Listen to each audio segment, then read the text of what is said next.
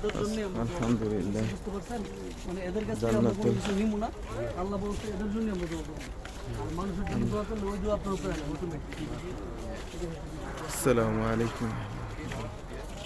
দেখতে পাচ্ছেন জান্নাতুল বাকি, হাজার হাজার সাহাবী, মা ফাতেমা সহ আরো অনেকেই আরো কবর, সবচেয়ে কবর এই জায়গাগুলোর মধ্যে হচ্ছে আপনার একদম রাসূলুল্লাহ কবরের আশেপাশে যেগুলো একদম তাদের আত্মীয় নিকটগুলা, এই যে রওজা শরীফের বরাবর, বুঝতে পারছেন? ওই যে রওজা শরীফ বরাবর হচ্ছে বড় বড় তাদের একদম ঘনিষ্ঠ লোকগুলো।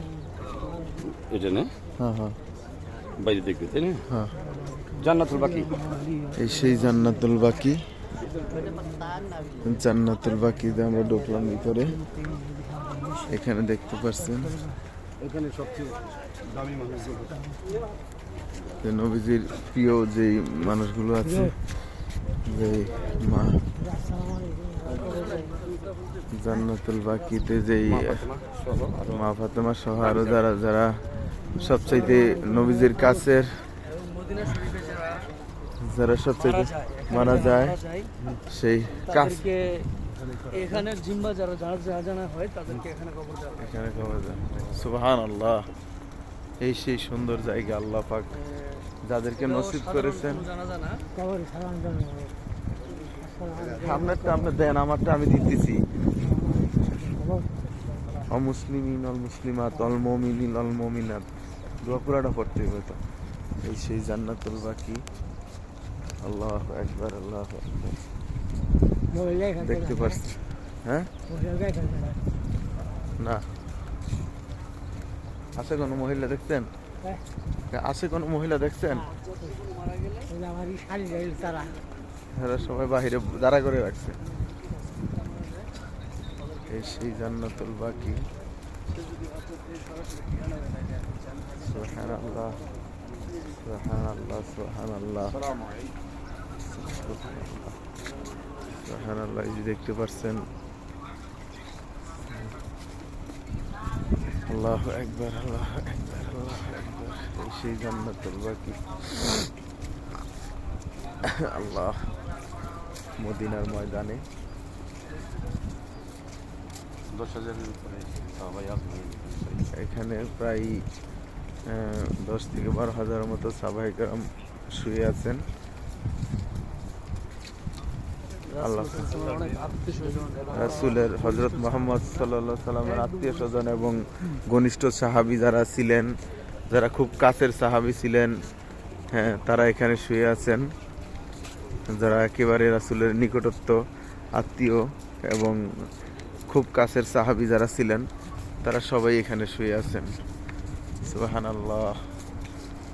আল্লাহ পাক ওনাদের সকলকে কবুল করুক, আমিন। আমরা সেই জান্নাতুল বাকিতে চলে আসছি।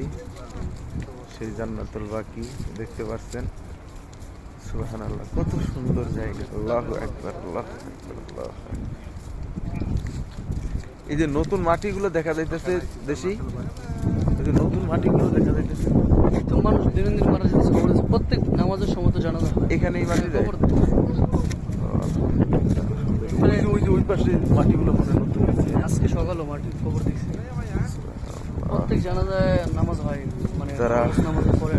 যারা অতি ভাগ্যবান তারা এখানে শোয়ার সৌভাগ্য। হজযাত্রী হিসাবে যদি এখানে কেউ মারা যায় তাদেরকে এখানে জানাজা হয়। হজ যাত্রী হিসাবে কেউ যদি এখানে মারা যায় তাদেরকে এখানে দাফন করা হয়। যারা সৌভাগ্য অতি ভাগ্যবান তাদেরকে এখানে শোয়ার সৌভাগ্য হয়।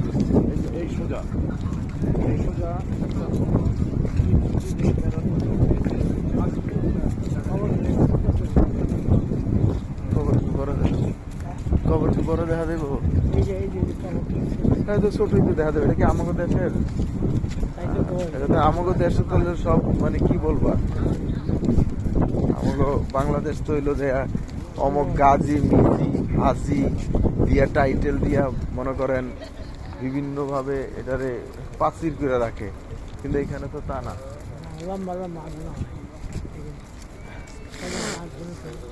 এই কবর তো আপনার